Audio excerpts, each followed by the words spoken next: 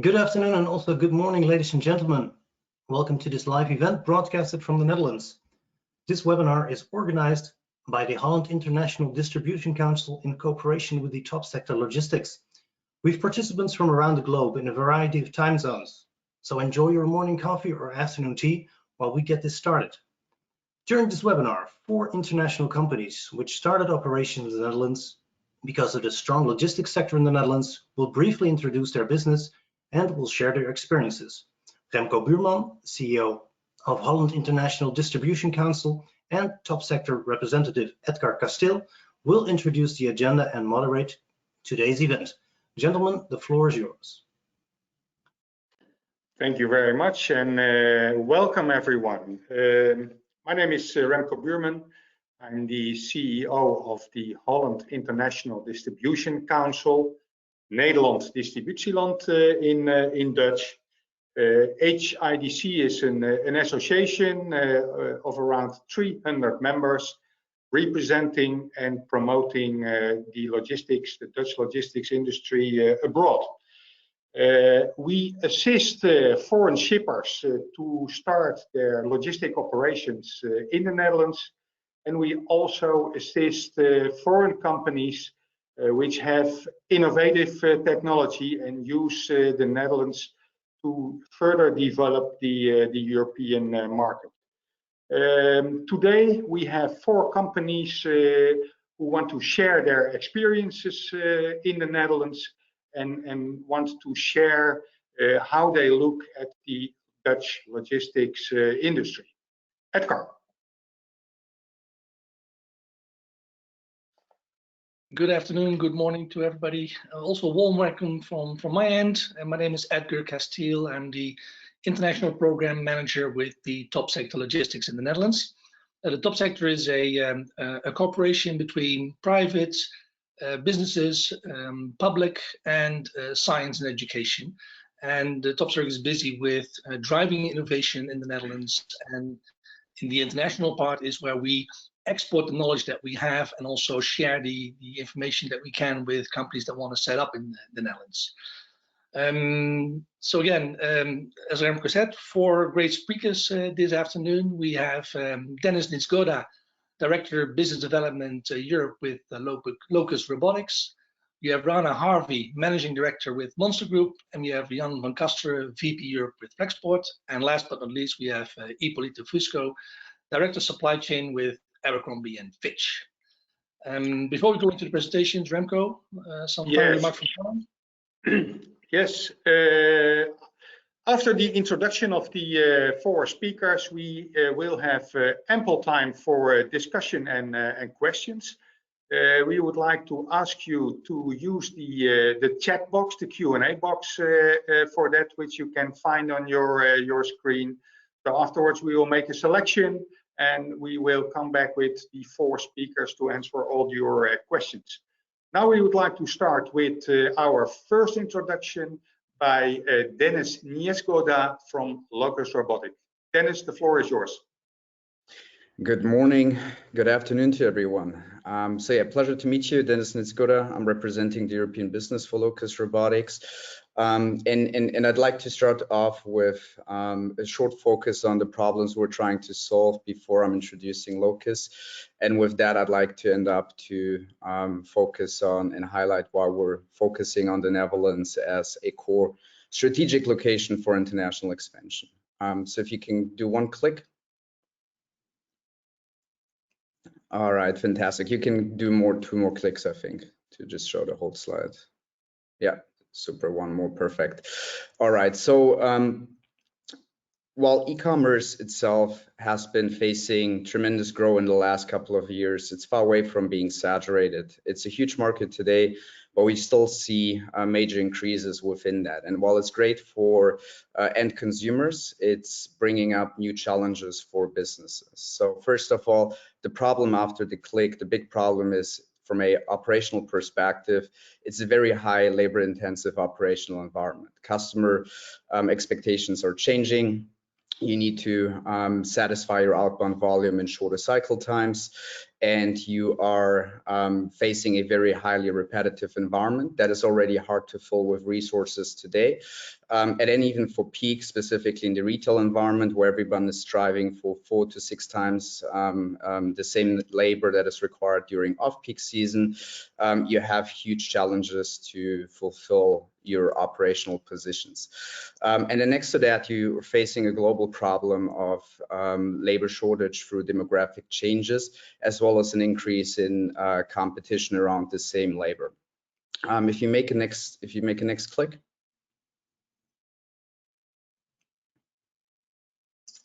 So when you're looking into operational environments today, predominantly they're very manual, as you saw in the video before. Every single product, every each is being touched by a human associate, and that requires a lot of labor in order to satisfy current outbound volumes. Now, when we're looking at Locus Robotics, we're essentially a mobile robotic provider that is focusing on the picking and put away operation in fulfillment, distribution centers and warehouses.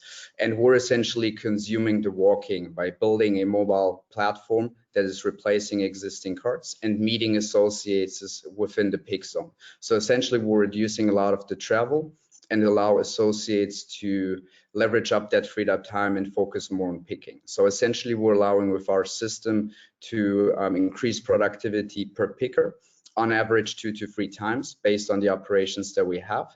And it's a very scalable solution. So if you're looking at the nimble form factor, and you compare that with an existing cart, on an existing cart you have 9 to 12 orders, for example. We're separating that into less orders per robot, and then in peak, when you require additional number of robots to respond to your increase in volume, you just basically add up additional robots, and the nimble form factor allows you to do that.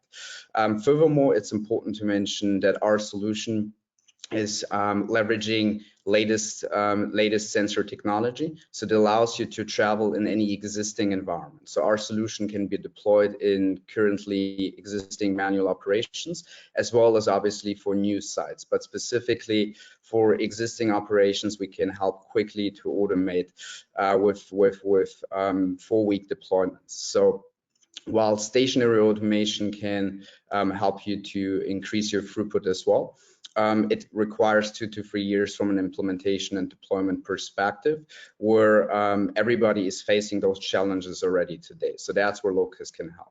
If you go on the next page, please.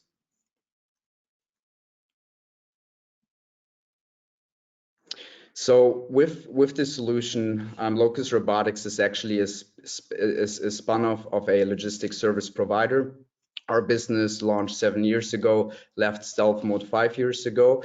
And the logistics service provider who invented Locus Robotics was one of the first customers of what you might recall as goods-to-person robotics. So some sort of robotics that has been acquired by Amazon and taken off the market. And our logistics service provider was taking all the things they loved and hated about the solution and invented Locus Robotics. So a very focused, very logistics experienced organization that built a solution to solve a very focused problem. With that focus, we've been enabled by maturing our product specifically for this use case. And with that, we're today's market leader with more than 55 installations worldwide.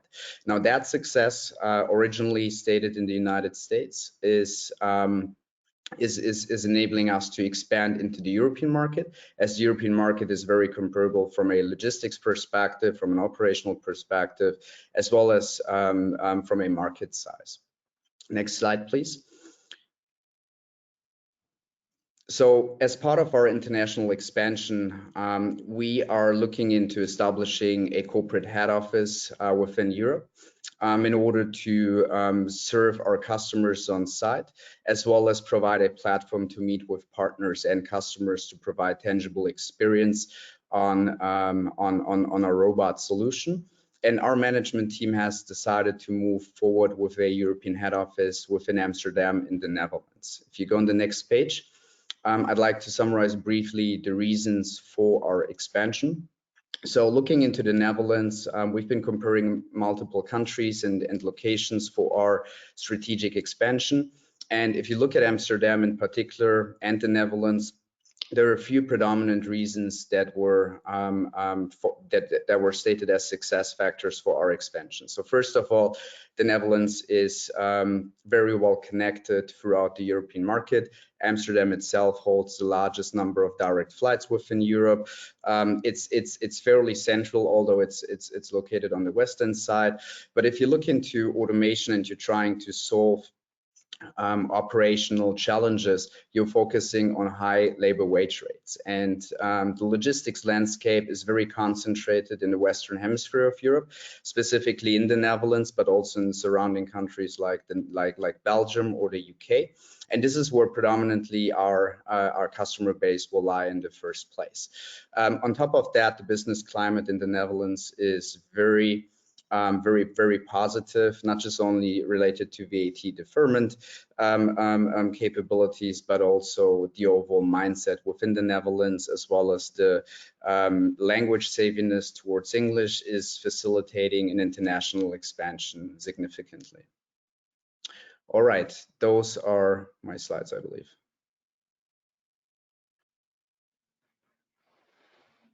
Thank you very much, Dennis, for your clear presentations. As said, questions can be asked from now on in the Q&A box, and we will come back to Dennis later on. Then we continue with our next presentation, which is Rana Harvey from York in the United Kingdom, from the company Monster Group. Rana, the floor is yours. Thank you very much. So I'm Rana Harvey and I'm Managing Director of Monster Group. If we can go to the first slide, please. So essentially we are online retailers, and we sell a very wide range of products. So everything from racking to commercial equipment, catering, etc. It's a very wide range of products. And everything we do sell is our own brand. So the brands that you see below on that slide, they're all trademarked to Monster Group and they're unique to us. We've got over 650 product lines and we've been established for about 13 years now. In total, we have about 50 members of staff, or just over 50 members of staff. And we're split across 3 different sites. So the York site, which is where I'm at today, and it was our original site and also our head office. We also have a large distribution centre in the UK, and that one is 9,000 square metres, and that operates mainly all our UK logistics. And very recently, in March 2019, we opened up our first European distribution centre, which is in Venlo, the Netherlands. And if we go to the next slide, we can talk about what our motives were to set up in the Netherlands. Quite honestly, it was 100% because of Brexit. In March 2019, about 25 to 30% of our business was to the European market, and we really wanted to protect that market. Funnily enough, in March 2019, we had no idea what sort of deal the UK was going to have with Europe. And as I speak today, we still have no idea what the UK is going to do with Europe. So we decided back then that actually we were not going to wait any longer for the politicians to work out our destiny. We were going to take control ourselves. So we set up the warehouse to be able to carry on offering great service to our European customers. And also it was going to act as a growth facilitator, because by being in the Netherlands is very well connected to other countries, it would open up more opportunities for us. And if we go to the next slide, I can discuss why we chose the Netherlands, very similar to some of the points that Dennis has just made. So we initially, when Brexit first happened, we looked at all the European countries. And then from all the European countries, we narrowed it down to Germany, Netherlands, France, Ireland and Poland. They were the main countries we then explored in very fine detail. And we did pick the Netherlands out of all of them. And the reason being was mainly 5 main reasons. The first one is language. As Dennis mentioned, We have a wonderful range of people here. We have native speakers in every language, to be honest. But one thing we don't have is a common second language. So we were very reliant on a country that could speak very good English. And the Dutch have an outstanding command of the English language. So that definitely scored high on our point system. The second reason was logistics. So at the very heart of our operation, we are importers, exporters, and also logistics within the countries themselves, sending out our pallets and parcels. Rotterdam is the largest port in Europe, so shipments from the Far East and other places in the world are very frequent and competitively priced. We also began negotiations with the Janssen Group, and they were excellent at helping us come on board, made us feel very welcome, and actually gave us some great prices and quality services. So logistics was a high scorer also for choosing the Netherlands. And then Article 23, and this was a really great point for us. For those who don't know what Article 23 is, it's a very unique VAT deferment system that the Netherlands have. I believe only Belgium has anything similar to it. And as an example, in the UK, when a container arrives, we pay VAT on that container, and 3 months later, we claim the VAT back. In the Netherlands, when a container arrives, you don't pay any VAT, and 3 months later, you don't claim anything back either. They simply cancel each other out. Now, profit-wise, it makes no difference at all, but for a small business, that is a really powerful tool to have, because cash flow is king, and it really helps provide a positive cash flow. And the next reason was bordering countries. We chose to position ourselves in Venlo, which borders Germany. So by being in Venlo, we actually hit 3 different countries in the same time in order to be able to offer next day delivery: Germany, Belgium, Luxembourg, and also Netherlands itself. Having that was a very powerful offering to our customers, who previously would have to wait 2 to 3 days minimum to receive a parcel from the UK. And finally, our reason for choosing the Netherlands was a culture fit. On the first slide, I didn't talk much about it, but our values are dynamic, forward-thinking, and fun. We dealt with all the different countries that I mentioned, and we spoke to all the government bodies. To be honest, every country was very helpful and very nice to deal with. However, in the Netherlands, our liaisons with the LIOF, NFIA, and HIDC was outstanding. They were very, very helpful, and we felt that culture fit was very similar in terms of forward thinking and a very strong positivity between us and them. And so that was the reason that we chose the Netherlands. So really, those 5 were the main core reasons for us choosing to have our European distribution centre in the Netherlands. And if we can go to the next slide, having now been established in the Netherlands for a year and a half, I can talk quite clearly about the differences. We've noticed a lot of differences. So the first one is the infrastructure, and the differences between the Netherlands and UK infrastructure is somewhat different. Due to the mature and sophisticated setup of the Netherlands, there's a lot more shipment availability than there is in the UK. So as an example, in the UK, we're based in the north. So to have a container, there's 1 train that comes once a day to the north. In Venlo, there's several trains, but also there's a barge option, and everything seems to be a lot more efficient. Also within the infrastructure itself, the sending out parcels and pallets, again, is very free-flowing and a little bit more fluid than it is in the UK. So the infrastructure is more established. Staffing was very different. If I'm really honest, it took us by surprise. We kind of expected very similar staffing issues and red tape, but it is somewhat different, and we're still navigating our way through it. So unemployment is very low in Venlo, which is excellent for the country's economy, but not so great for a recruiter. So we struggled a little bit to get staff, but when you do find staff, they're wonderful staff. And also employment laws and holiday pay, etc., they differ somewhat. So there's a little bit of navigating to do until we found that happy medium. And finally, customers. So to give you a little bit of an idea, when we moved to Venlo, April 2019, we were fully operational.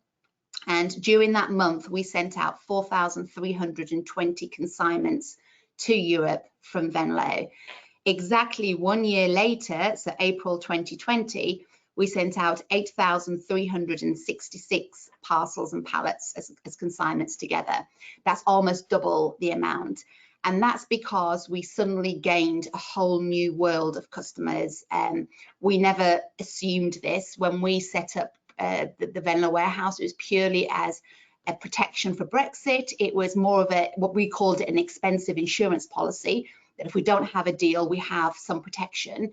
But actually what we didn't realize was how much we were to gain by offering next day delivery. There are lots of customers who are eager to receive their parcels. So that opened up a whole world of opportunity for us, and therefore giving us more business. So the customer base was a lot more, had a lot more opportunity.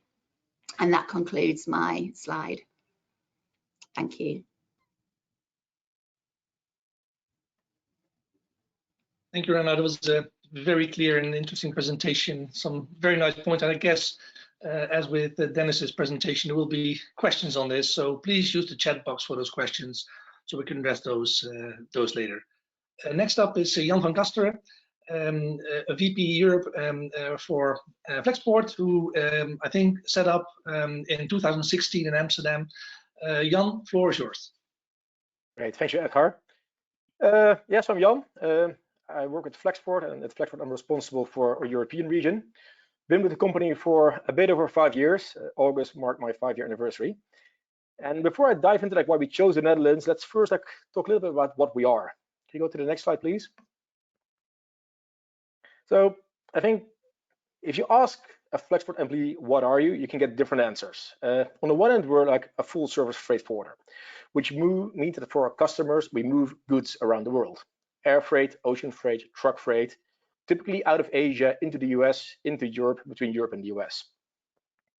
That's not all. We are also a tech company, which means that we employ almost 500 engineers, product managers, designers worldwide. They build our software, they build our technology, and that technology we build for our clients, we build for the carriers we work with, and we build for ourselves. And it's really this company is really built on the notion that if you want to serve your clients best, clients like Monster, for example, you don't only need to move goods around the world, but you also need to give your clients much more information about where their goods are, and ideally not just on a container level or on a flight level, but really down to a SKU level, so they can kind of serve their customers better. As I mentioned, I joined 5 years ago. At that point, the company was very small, 30 people, one office in San Francisco.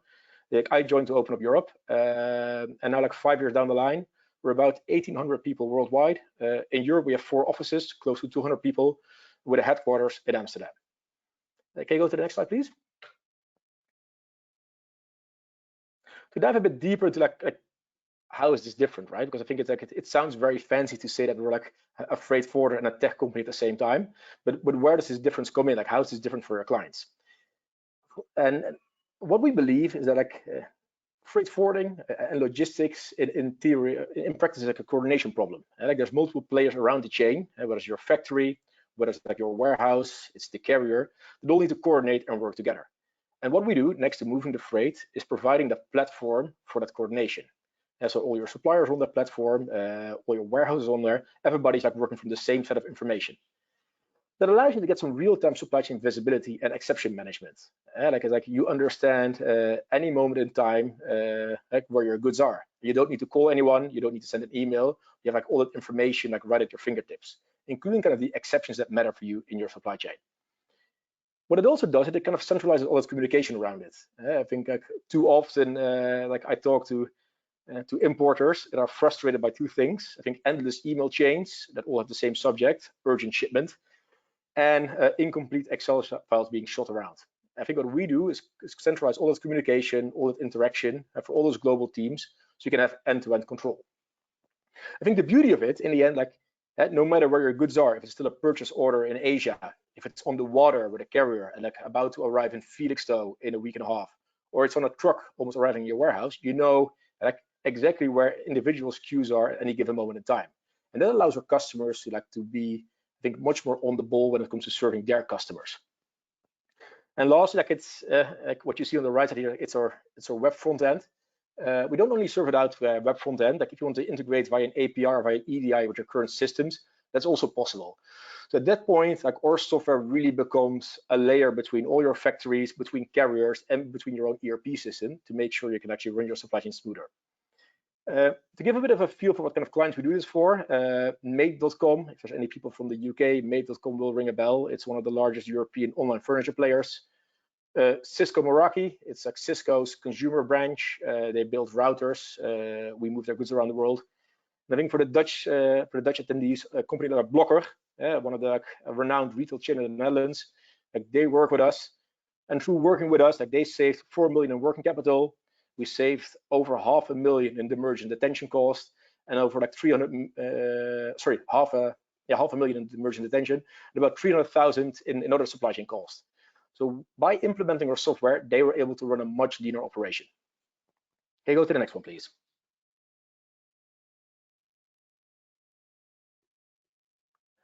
So, oh, that's one too far. Cool. This makes like 5 years ago, when we were still very small, like we had to make a choice. We knew we had to go to Europe because like if you want to be a global freight forwarder, I mean, you need to have like a strong position in Europe. But in a way, like Europe was wide open. Like where do you want to go, and what do you take as your access point for Europe? At the moment when we were like considering going to Europe, we had a few options open. We either could go to the UK, we had Germany on our radar, the Netherlands, and Spain. In the end, like we landed on the Netherlands, I think for like a set of like 5 reasons. And I think a lot of the things that I've heard prior, I think what I've heard Reina say, what I've heard like Locus Robotics say, they also apply to us. I think first and foremost, the Netherlands is a truly phenomenal Atlantic bridgehead. If you're a US-based company that wants to make a jump to Europe, like it's very logical to either take the UK or the Netherlands as your first stepping stone. And it's a highly like international environment. People speak the English language quite well. Typically, like US ways of selling, US ways of operating, they tend to resonate well with Dutch customers. There's a large, I would say, like population of internationals in the Netherlands. So the Netherlands, I think, is truly an Atlantic bridgehead. It's probably like the easiest way into Europe. I think on top of that, the Netherlands has like access to great talent, and I think that's one of the things that really stood out. I mean, like we're based out of Amsterdam, and there's a truly phenomenal international crowd that you can hire from. Our office in Amsterdam is about 120 people. I think we have over 25 different nationalities in that office. I think the Dutch are like by far a minority. I think we even employ more Germans in Amsterdam than we do Dutch people. We have Bulgarians, Indians, we have a few people from Nepal, US citizens, Asian people. Like it's a very diverse group. And you're really able to hire what I would say is like outstanding talent. There's a few government regulations that help you do so. A 30% ruling, I think, is one of those that I would like to call out. And the 30% ruling allows you to hire somebody internationally and then get a tax break on their income tax. I mean, that's really allowed us to attract really high quality talent and being able to pay them better than you would normally be able to do so. And that's really given us, in that sense, like an advantage against, for example, companies that were based out of Germany or based out of the UK. And the other thing that stands out is something called a high SM visa, a highly skilled migrant visa, which basically allows you to hire anybody anywhere around the world, as long as they bring highly skilled labor. I think those two things, again, like there's a real good population in Amsterdam or the Netherlands with talent, and the ability to attract talent from abroad, it really allows you to like build a phenomenal team, I should say. Then I think the Netherlands, I think it's for us it was like easy to deal with the institutions. I think there's like strong institutions in the Netherlands, and those institutions, I think strong institutions typically drive innovation, and they've been really like open-minded to think with us how to solve some of our problems. I think even nowadays we need to go through our biannual AEO audit. Most of us are working from home, so we're really thinking through with Dutch customs, hey, how can we do this AEO audit without physically all being in the office? And what you see that institutions are very open-minded to think through with it. The same when it comes to setting up new legal entities. We at this moment have offices in Germany, UK, and Denmark, and by far setting it up in the Netherlands was the easiest. Then I think something else like a lot of people already called out, there's proximity logistics hubs. And I think it's important if you make a a move to Europe, that you fit into an ecosystem of logistics. And I think where the Netherlands stands out, a lot of the logistics players are, I would say, tech-driven and open to integrate and provide and work with software. I think most notably, there's some really good port community systems, whether it's Portbase for Rotterdam or Cargonaut for Schiphol, and it really allows you to get real-time data about what's going on with your shipments. Trucking carriers, warehouses, they all work on modern software.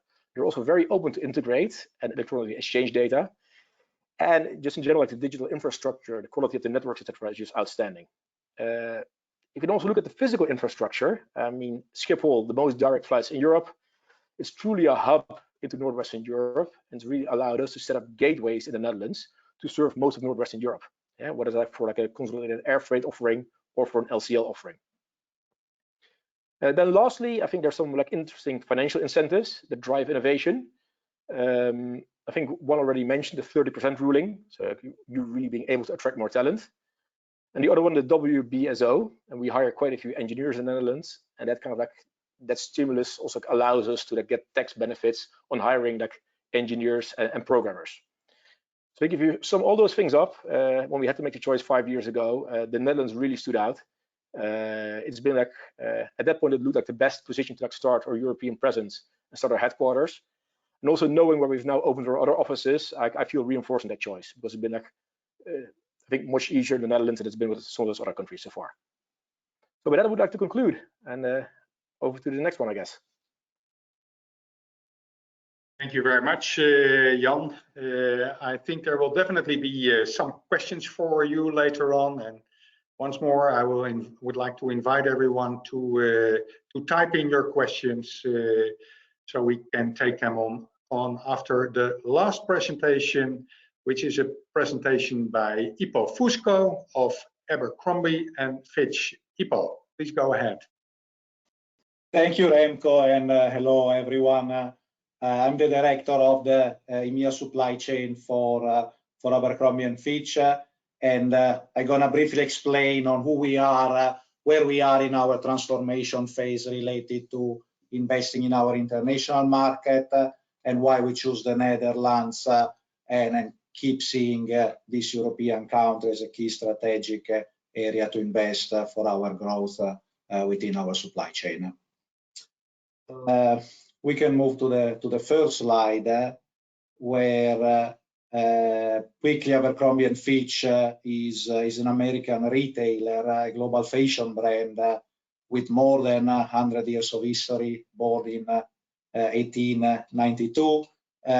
We currently operate 850 stores globally between North America, EMEA, and APAC region, as well as 2 websites supported by 7 different distribution centers across the world, supporting our supply chain needs.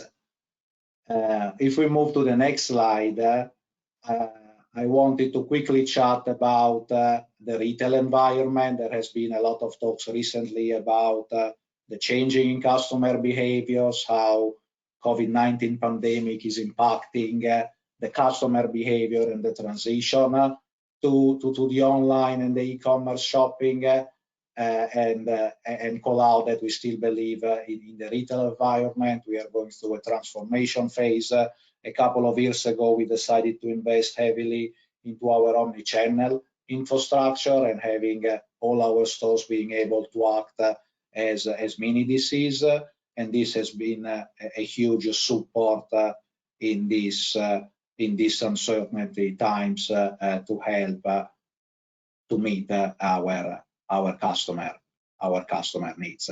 There is an expansion plan for the EMEA region, opening stores year over year to support our growth plans. The next slide, as part of this global operating model that the company started to invest a couple of years ago, where we would like to grow significantly into our international market. Marketing is becoming one of our strategic sectors, where we see the marketing changing, driven by the target of our customer group, more localized and regionalized marketing events, leveraging influencers that drives different type of visibility, even from a supply chain aspect, looking at the packaging, investing in sustainability, and that again have a different type of visibility, looking at the changes in the marketing aspects. The next slide, wanted to chat a little bit about our supply chain and why we choose the Netherlands in actually 2008 when we started to invest in the region, where we decided to move our fulfillment center for the EMEA market from the UK into the Netherlands.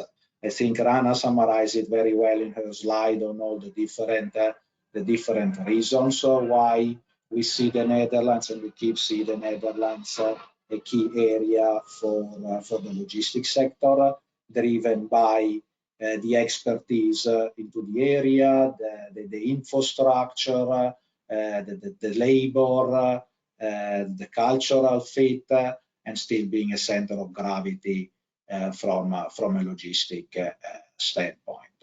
As you might see from this timeline, we had a phased approach into our growth into the EMEA region, and how our supply chain grow to support the additional demand driven by additional sales channel that were introduced in 2011, with bringing the first e-commerce orders out of the Netherlands, Bergen-op-Zoom, as well as wholesale as a new channel in 2015 to support the digitalization of our business.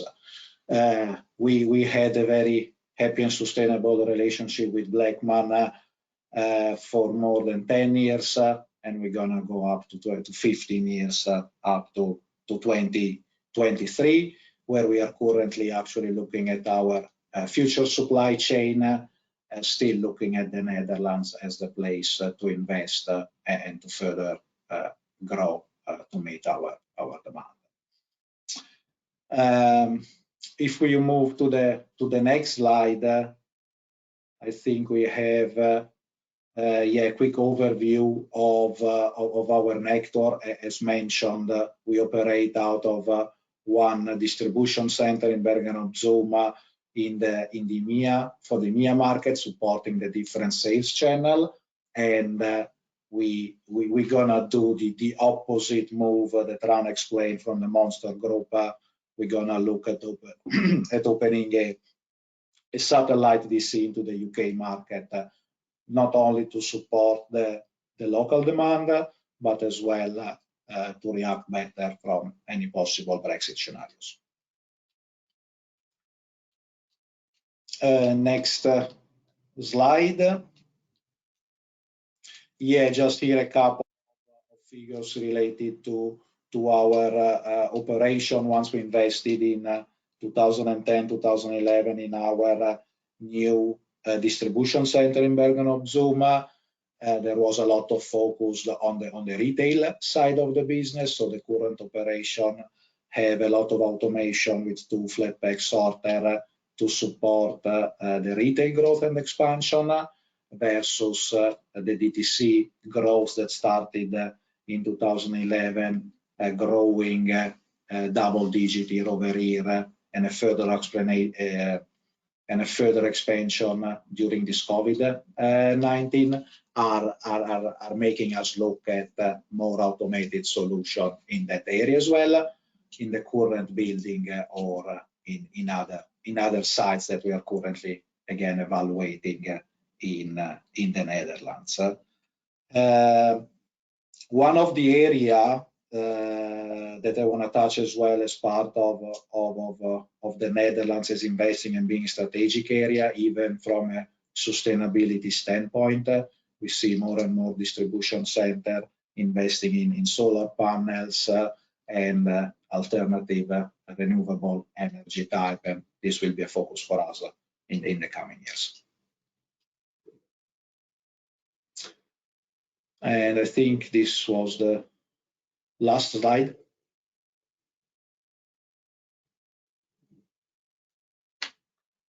Thank you, Ipo, for your presentation. Again, very, very clear.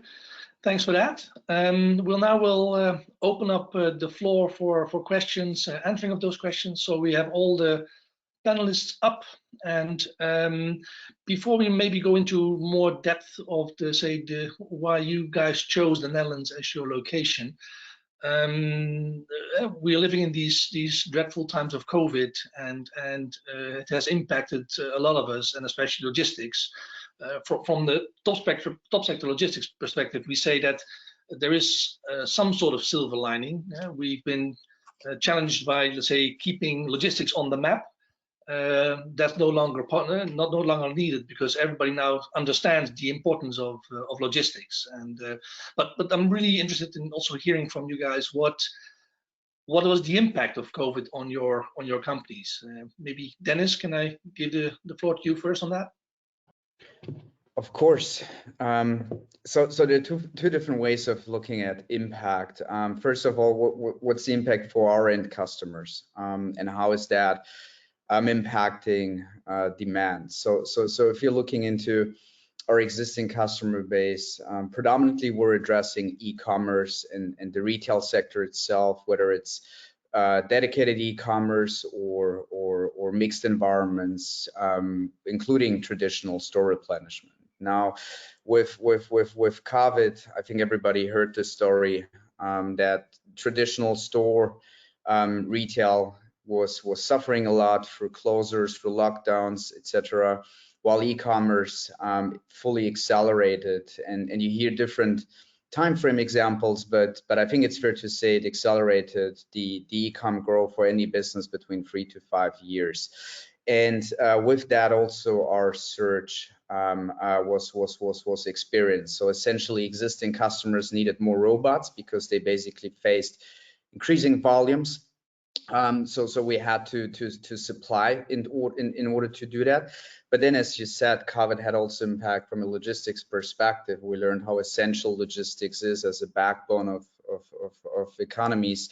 And here we also were fortunate enough to have very resilient supply chain. So our own supply chain has not been impacted as much, but we truly saw the impact on the customer side, actually, as e-commerce has accelerated. And I think we all agree also it will not go back, it will basically remain to grow.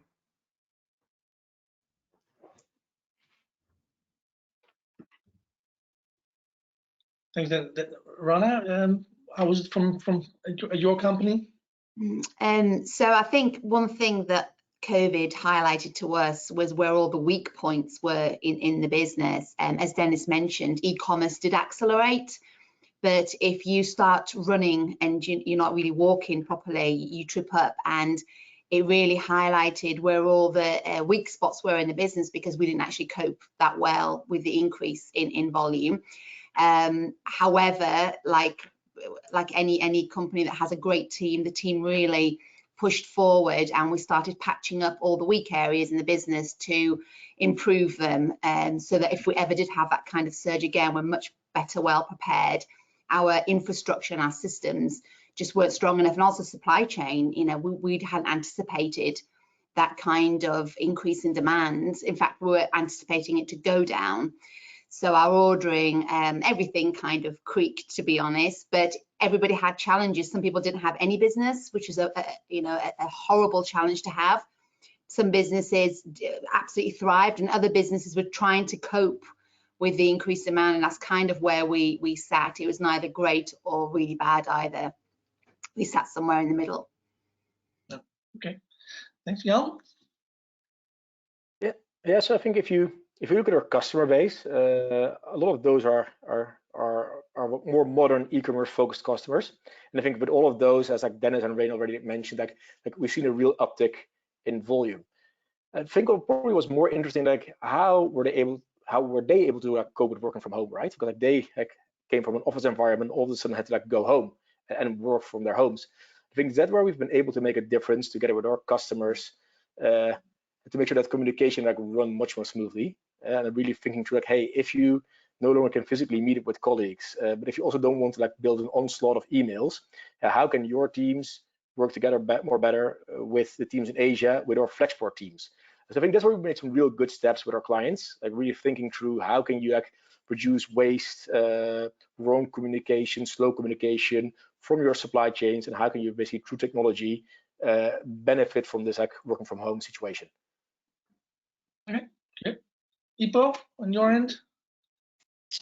Yeah, well, one of the things I wanted to call out was the environment in the Netherlands and how the government supported during the pandemic, not only the logistics sector, because again, our DC quickly adapted to the new regulation, the new rules, as was able to support the demand and the shift between the different sales channels, as well as supporting in the duty deferment period. That again, to Rana's point earlier about protecting cash flow when you lose most of your sales because your retail store are closed and you're able to protect cash was a huge support and allow us to still operate and be successful throughout this period.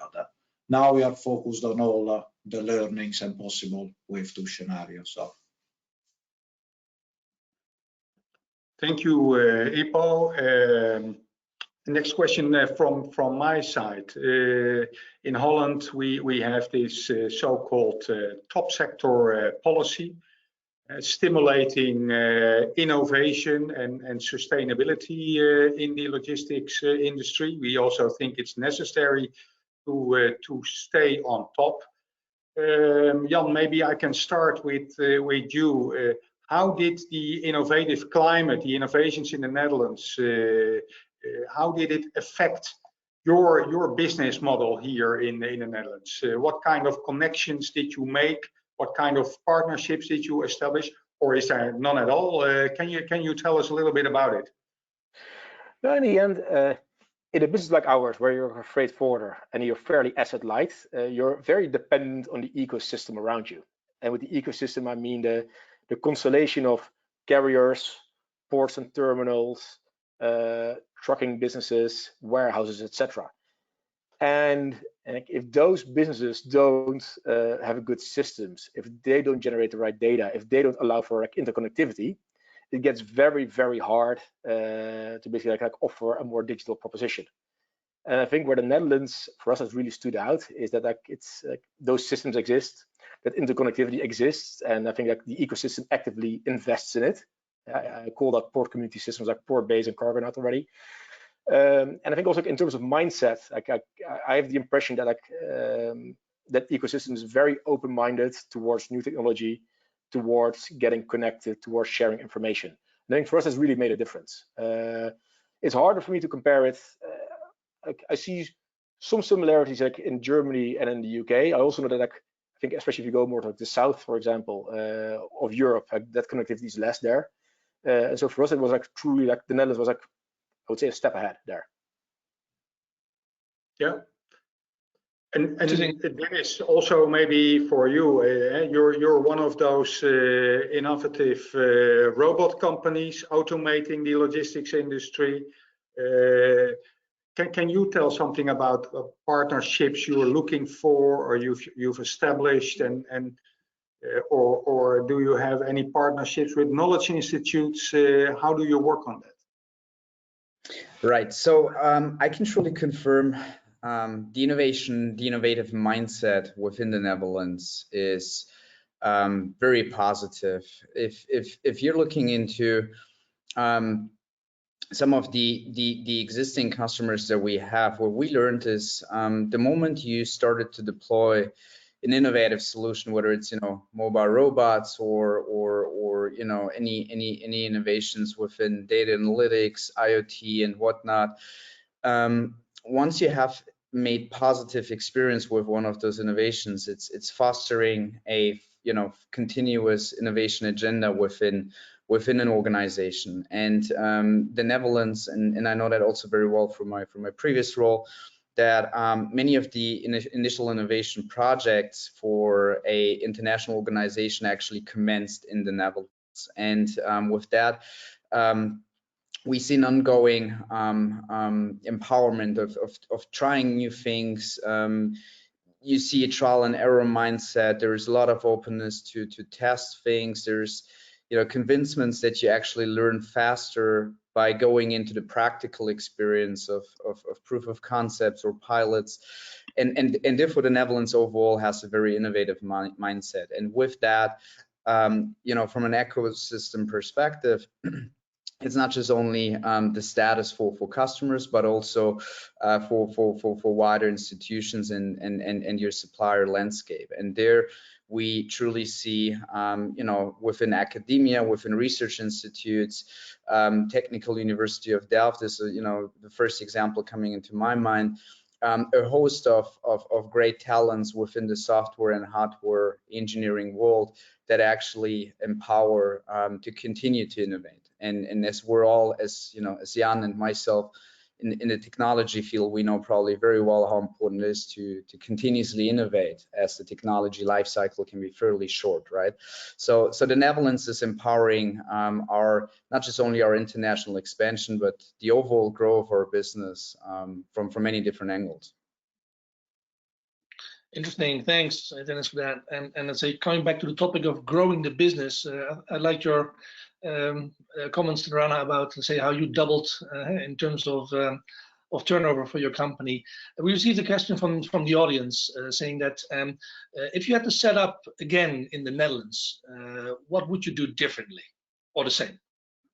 Okay, so definitely what we would do differently is a couple of things. We made the final decision to go ahead and open up the warehouse 1 month. We allowed ourselves 1 month before the deadline, which is absolutely crazy.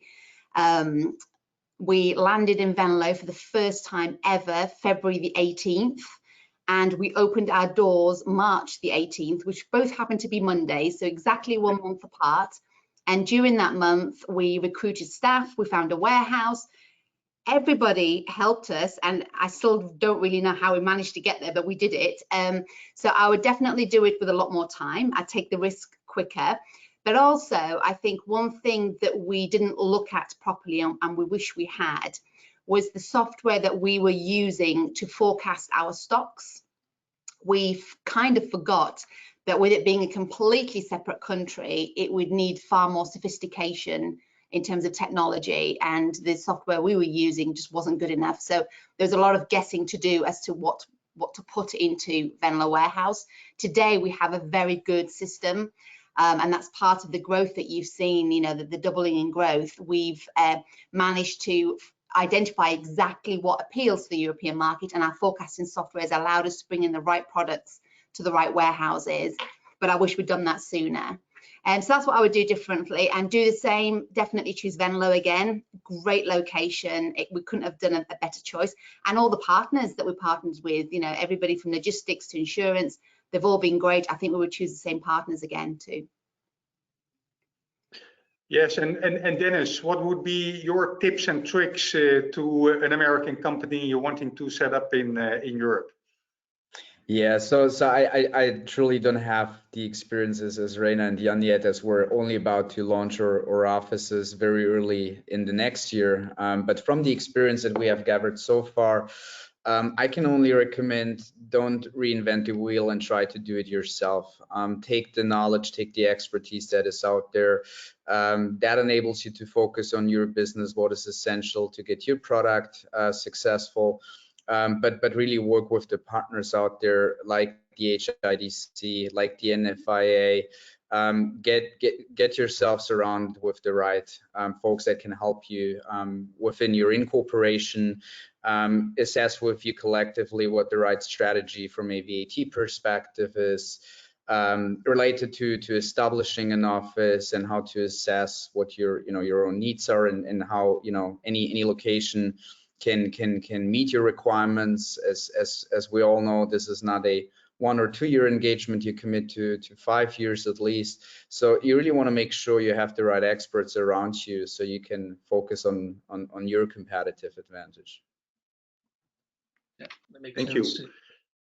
I have another question for Iper from the audience. You being in retail and fashion, what do you see as the changes in supply chains and the role of the Netherlands in the future? Yeah, thank you, Edgar, for the question. And as shared earlier, we still see the Netherlands being the most strategic area to develop, especially to start up your logistic operation. Even again after more than 10 years being in this country and evaluating other areas of Europe, we decided to still develop our supply chain for the next 10 years into the region. The challenges we are seeing is more a shift through the different sales channels, so of course the digitalization and the e-commerce world, and this again is creating a shift in the supply chain and the distribution center space, more towards automation type of technology. Then it showed those type of automation, goods to person, shuttle system, conveyor. So there is a shift towards that, and I hope to see more and more support and incentives for the sustainability you touched earlier, both in supply chain transportation especially. Then I have one more question. How are the recent developments and trends influencing your expectations, relocation decisions? Are there now other location factors that have become more important? Who can I address this question to? Jan, can you say something about this? It's a very broad question, Remco, but I can try to give it a bit of basically, like, as a freight forwarding business, like, you go where your clients go and where your clients want to transport goods. I think a few things that we have seen as a logistics company is that traditionally, I think China was has always been like the main focal point as a manufacturing hub. We now see that kind of like spreading out a little bit more like across the entirety of Asia. So I think that countries like Vietnam, Thailand becoming like more prominent. Similarly, also I think if you look to our US business, you see much more going to like either Mexico or Canada. So I think like for us, it's like the world in a way like it seems to become less, I think, one-dimensional with just China. I think there's more like manufacturing nations that are coming to rise. I think that's where we'll need to be present. I think that's one. And I think the other one, you'll also see more nearshoring going on. We see trade wars happening. And so I think also there, like for us, it's important to make sure that we have coverage there where our clients need us. I realize it's a broad answer, it's also a fairly broad question. Any of the others who would like to make a remark on this subject? Dennis? Yeah, Remco, if you allow me to add a few further comments. So if I'm thinking of recent developments and trends, I think one of the most important factors to consider is flexibility itself.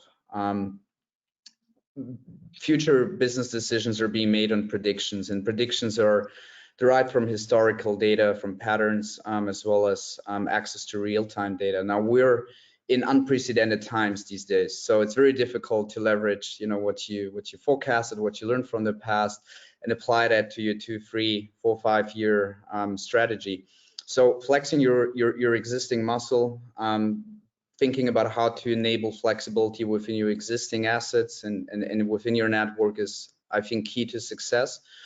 And with that, every single business that is specifically looking into the Netherlands is actually enabled into flexibility related to the connectivity that is existing, right? So with the connectivity in the Netherlands, we talked about direct connections within Amsterdam. Reina mentioned Rotterdam. Antwerp and all that. It's a great infrastructure that allows you to quickly get access to the majority of Europe's population. So I think focusing on that and taking any business decision from a flexibility point of view into account is very essential for the time being. I fully agree. Thank you very much. I think we've almost come to the end of this webinar already. It's almost 4 o'clock here in the Netherlands. I would like to thank all the speakers for their excellent presentations and their feedback on the Dutch investment climate. And I hope you have all enjoyed the session. Edgar, some final remarks from your side? Also, thank you from my end. It was a very interesting, very good insights. Thanks for that. And to the audience, thank you for listening in. We hope you enjoyed it, and we will send you the link of the recording and an evaluation. We also like to learn a lot from what we do, so please share your thoughts with us so we can bring quality and keep doing that. So also from us here, have a great rest of your day. Thank you.